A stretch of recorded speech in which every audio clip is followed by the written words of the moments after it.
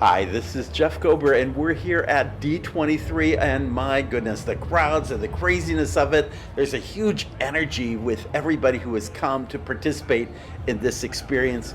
My focus today is entirely around not just the Imagineering Pavilion, but specifically the Piston Peak National Park and the new cars road rally experience that will be a part of that. Let's take a look. There's so many details that came with this massive model that was displayed here at D23. We're going to work our way around this model nearly 360 degrees. We are looking at this angle pretty much from where the diamond horseshoe is in Frontierland. You can kind of see that in the upper foreground. That means that you're now looking directly at a mountain, and it looks like a mountain. Does it look like Piston Peak? It looks like a mountain. By the way, you see that there is a path that goes into that mountain that allows you to kind of walk through. What you're also going to see in this is that on the left-hand side is where the parade is going to continue going. And you remember that there was a boardwalk area that was to the side of the Frontierland street. That boardwalk trail cost them, as I recall, about $100,000 to build back in about 1996.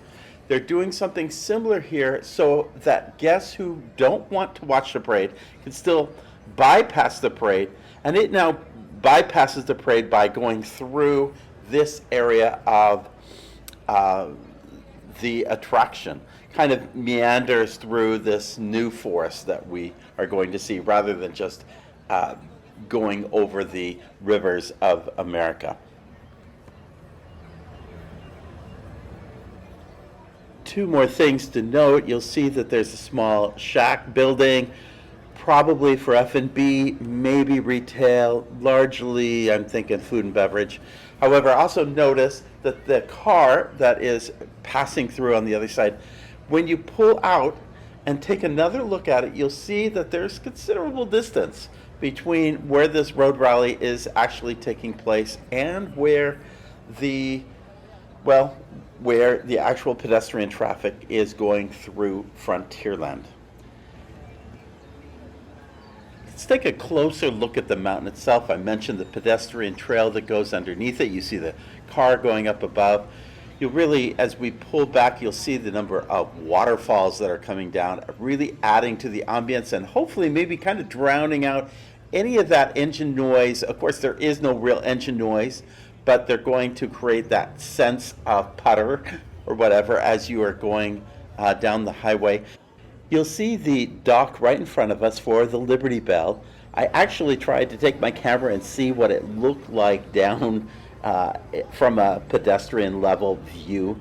But one thing is for certain, you're going to have a pretty majestic view of those waterfalls and of the terrain and a little bit of the car rally race going on. I think it's going to be quite a really great spot, and I would suggest that they're probably going to turn that over into some, if nothing else, seating as a food and beverage area, if not something a little grander. Let's pull back further and see that Liberty Bell dock building.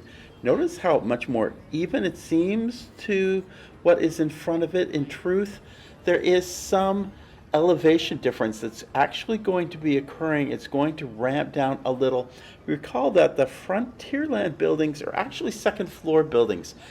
The entire utilidor goes underneath all of those buildings, and so that is a much higher elevation than when you are down here in the middle of this Piston Peak thing. Obviously, the cars are going up and down different terrains, but what is happening is as you leave the Liberty Bell, you are actually going to be moving down into what is actually ground level.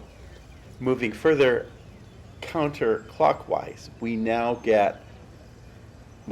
know what the new attraction, the smaller attraction is that goes with the entire Piston Peak area.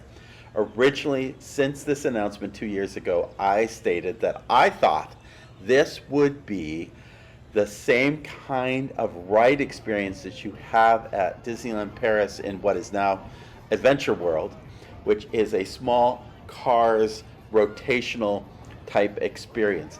It's a little similar to the one in Radiator Springs Racers, which is also similar to the one in Toy Story Land, but it is not the same one because those two attractions are actually kind of two ride vehicles with one pulling the other and the back vehicle swinging back and forth to the as you move in and out of each of these figure eight kind of movements.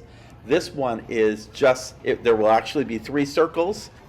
It will actually be a smaller one vehicle, and it will go in and out back and forth. It'll be a nice attraction for young children who are not going to meet that height requirement for those ride vehicles.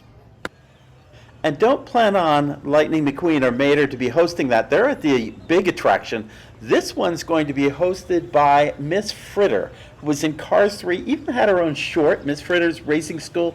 She was known for having said, "It's Fritter time." And apparently in her Demolition Derby role, she is going to be doing some coaching there. In the foreground there, you see the Haunted Mansion queue, and there's a building to the right. Let's talk about what that might be. Right now, when we get a closer look at it, it appears to be simply a restroom.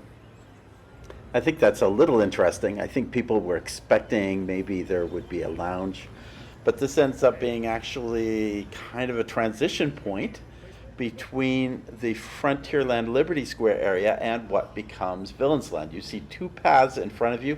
Those two paths are leading directly into what will be Villains Land. Not that that's surprising because, well, in Frontierland, Liberty Square, and Adventureland, you see restrooms as the transition point in that corner of the park. But I think people were expecting something more themed or attached to the total Haunted Mansion experience, and that being a transition into Villains Land.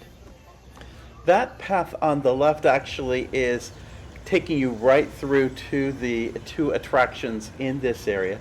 The path on the right is going to give you an ability to get over to Big Thunder Mountain and to that area as well. So it's going to be a lot more pedestrian friendly when this is all said and done. And at the heart of this attraction themed around cars, you see that racing thematic aspect is well hidden deep down into the middle of this attraction. And it's not something you're going to be able to see from the streets of Frontierland or even from Big Thunder Mountain itself. Speaking of Big Thunder, you see that on the far right and is to the right as we pass through on the path going back around the mountain. Splash. Notice the use of those geysers and water pots and other aspects that really tie into the Big Thunder Mountain experience. Tiana's Bayou Adventure is actually not depicted in this model, but you see the bridge that crosses over to Tiana's. You'll see that the mountain range has changed a little bit in front of that section. Thought that maybe it would have something more to do with the salt mines, but we really don't see that element. Instead, what we say is some really great walkthrough work and some beautiful waterfalls in that corner of the attraction. So it's really looking pretty nice from every corner of this model. And all the model looks very impressive, and you could see the attention to detail which has been done to really pull this attraction together. You also get a sense of the thematic elements and how it's really playing out to this national park type experience while being very much a Cars style attraction. I think it's going to be a great addition to Frontierland. Remember, it's been 2 years since this announcement has been made, and what really made this a difficult announcement was what it was replacing. But when you study and you really examine what it has replaced, you'll see that they have put a whole lot of experience within a space that was largely not being utilized in any kind of major way. So it's pretty exciting what they have ahead of them. Now, it is a Cars attraction, so what about the cars? Well, there was also a presentation that was made on this during D23, and it gives you a sense of their attention to detail, which is being put on these car vehicles, which are a little different than the ones you see at Radiator Springs Racers or Test Track. It really does give you a sense that that perhaps they have a little more of a body like Indiana Jones adventure. They're going to be sitting up very high as they talk about. I'll let them explain it to you, but I think you're going to be quite interested to see how they have focused on these vehicles. This has to be believable as a real physical object, so we had to really work on the truth in the materials of a car. Very cool. So, speaking of cars, when we started the design process, Cars has hundreds and hundreds of characters to reference, right? Do you know how many characters there are now? We have made thousands, not hundreds, thousands of cars between the first, second, third Cars film, all the Mater's Tall Tales, all the Tales from Radiator Springs. We made a lot of characters. I ended up naming quite a few of those characters myself. That's one of the jobs I do, is coming up with carified names for all these characters. So, okay, so out of all the characters that you've done, I know a parent can't pick their favorite child. Yes. Who is your most bestest favorite? I get asked that a lot, and I really love Doc Hudson. And I think the reason why is, yes, it's cool, the Hudson Hornet's cool, but it's also the last film that Paul Newman did before he passed away. And that to me is pretty amazing. And Doc Hudson as a character is almost like, he's like the Yoda to the Luke Skywalker, right? He's the wise sage. But when you look at the board, you can see the variety of characters we designed just in the racing world. Raul Cerullo from Cars 2, Holly Schiffwell from Cars 2, Max Schnell, The King, and then you've got Cruz and Jackson from Cars 3. So there's been a wide variety of different types of race cars and genres of race cars alone that we made over time. Very cool. Now, with all that reference, we started just to get sketching, right? This all starts with a sketch. Not just a sketch, many, many, many sketches. And these sketches were done by an industrial designer named Jay Schuster. Yes, we called him the other Jay at Pixar. So Jay Schuster designed Wall-E and Eve the robot, worked with us on the original Cars, designed all the tuner gang in Cars, and then designed Jackson Storm for Cars 3, an incredible artist. And we were very fortunate to get him to kind of do some of the concept drawings early on for what we're doing. Very cool. I worked with Jay Schuster for a couple of months, and we were in some meeting. I saw a picture of Wall-E on his desk. I was like, oh, Wall-E is my favorite Pixar character. He's like, oh yeah, I drew Wall-E. And then my palms got all sweaty and I didn't know what to say. And all of a sudden he was a celebrity to me. He's amazing. Meeting over, yeah. So we worked with Jay a lot. We liked the idea of representing cars through the eras of rally racing. So you might have a more vintage car or all the way to a modern rally racing car. We even explored some truck designs, although we didn't go that direction. Yeah. And after we had the concepts down, then comes the fun part where you get to work with the ride engineers and you get all the constraints that they give you. So in our case, we have an 82-inch max height. The car had to be 74 inches wide, 96-inch wheelbase, had to be a 6-seater, and the wheels were 32 inches, and it also has no windows and no doors. So you can get in and out of it faster, and it's better for operation. That was a constraint. Thank you very much. It was amazing. Yeah. What's nice about this too is, you know, when we did Cars and I did Radiator Springs Racers, you're in a race car racing against another car and you're on tarmac. This is about an off-road rally adventure. So we want the cars to be high up off the ground, to explore, to jump over the terrain. So it was a very different design challenge. Yeah, very different.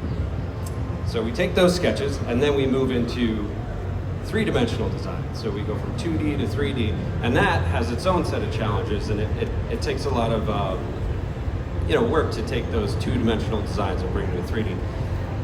Jay, can you talk about some of the challenges that we Yeah, I mean, we want to have variety in the vehicles, right? Everybody has their favorite ride vehicle when you ride something. Like I always like the, this one or that one, and we wanted to have that same idea, is really spread the love out in the designs. They have to have this common chassis, but all feel very unique. We want male cars, female cars, modern cars, vintage cars, and to really get a lot of variety requires a lot of work. They also have to have a very high chin on them because they're going off-road. They have to have a lot of ground clearance. And they have to kind of meet all the same sort of safety specifications. So that's something to think about too. But we really like where these designs are going, the colors and the style and the details. And by the way, like, imagine these things going off-road at night in a rally with the lights in a tunnel. I mean, it blows my mind how cool these are. It'd be so cool. And we worked a lot with Pixar to make sure the geometry was right. And we worked with a dimensional designer. Her name is Paulette Emerson. Imagineer. Paulette's amazing. She's amazing. Can you talk about some of that process? Yeah, I mean, a lot of it for us is making sure that the mouth has space, to design the mouth to fit in a space with a big open smile, to not collide with objects on the side. Remember I was talking earlier about truth materials, right? Some things are rigid and some things are flexible. A mouth is flexible, but lights are rigid, right? You never see Mater's headlights squashing up and down when he talks. It's a rigid bit. His mouth moves. So we had to work with Paulette to say, this is flexible, or this can be posed, but this has to remain rigid. This has to feel like a car and a character, right? All these shut lines and surfaces and gaps, they all have to be uniform and perfect. We're really designing two things. We're designing a good-looking car and a good-looking character. Yeah, you, Jerome Raft, Roger Gould, gave so many good notes in these meetings and really pushed these things over the top. They're gonna be so cool. Here's an image. You can kind of see what Jay was talking about with the modern, or with the chassis that is shared, where we need to have these style lines be able to move across all of the vehicles from back to front. And these things have custom headlights too. So these headlights do double duty. They have to, one, look good, right? And two, they have to function and light all of our show scenes at night. So we wanted to make sure those are perfect. I rode the Indiana Jones ride last night in the park, and I realized nobody really sees the ride vehicle. You get in it and you see the back of the car in front of you, and that's about it. When you're here, you're going to see the cars going by in the land, so we want them to look good. We want to see cars living and moving around as you come into this beautiful new world that we're creating. Absolutely. And again, customization is key, right? These are all characters.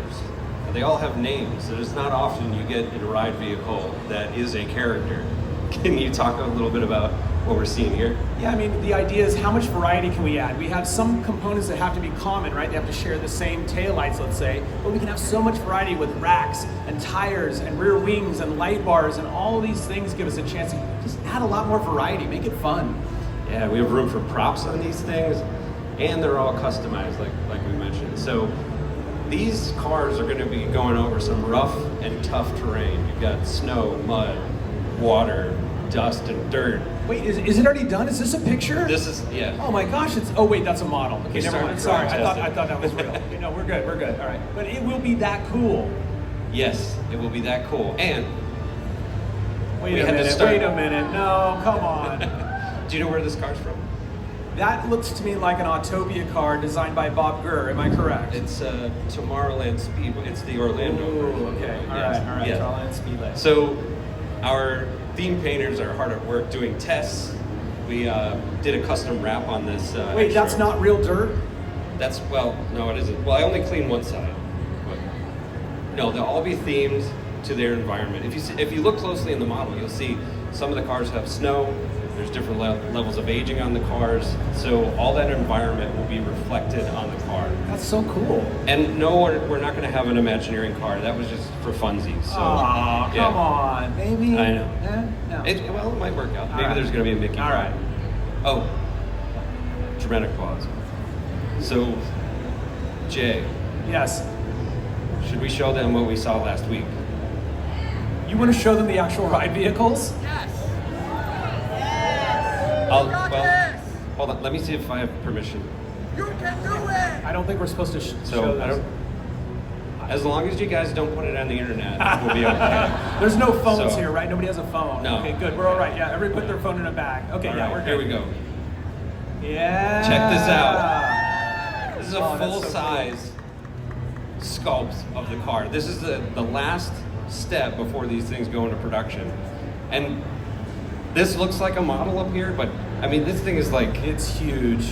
it's You like, can fit look here, you 6 stand- people. Yeah, it's like from Jay to me. It's giant. You can see Jason Grant up here, our creative director. We did not shrink him down. We made Chilling the in car the drink. bigger. That's not Photoshop. No, that's real. These were amazing to see in person, and they felt so good to sit in. Look at the ground clearance. I mean, these things are real off-roaders. They're so cool. They are cool, and they have a nice soft suspension too, so they kind of have a whole life to them when they move. And here's the back end. Look at that rally bar. Looks great. That's pretty sweet. And all of these things here, the green pieces of tape, those are all our notes Yeah, that we gave. little changes. We're Little like, can we things. adjust this? Can we adjust that? So you're literally seeing the prototype before it gets made, and then it'll be even different. You're going to see it in real life sometime in the future and go, I saw that when it was in foam. Yes. Yeah. Yeah, it is so cool. I don't know. Every step of the process, I'm amazed. I get to see every little part, and I get excited every single time. And it's so fun to see every part of this thing come to life. And every part of these, every test that I go on or anything I do with these cars, every little piece of it is fun. And I can only imagine how fun it's going to be when we put everything together. It's in the coming final together. design. See, I wish we had images of stuff besides the vehicles. I don't know if you have anything else. I know we're not supposed to. Do you have anything Well, else? I have our final Oh, slide. yeah, I forgot. Oh, man. Right vehicle's going right past Mater McQueen. Wait, what are these guys down here? Are these car ridders? Those are car ridders. So cool! Yeah. Oh my gosh! Look, there you are over with your That's Mike me. McQueen shirt. That's amazing. It looks just like you. That's me with a different face and hair. That's insane! Wow, Yeah. Imagineering. And I'll leave with this.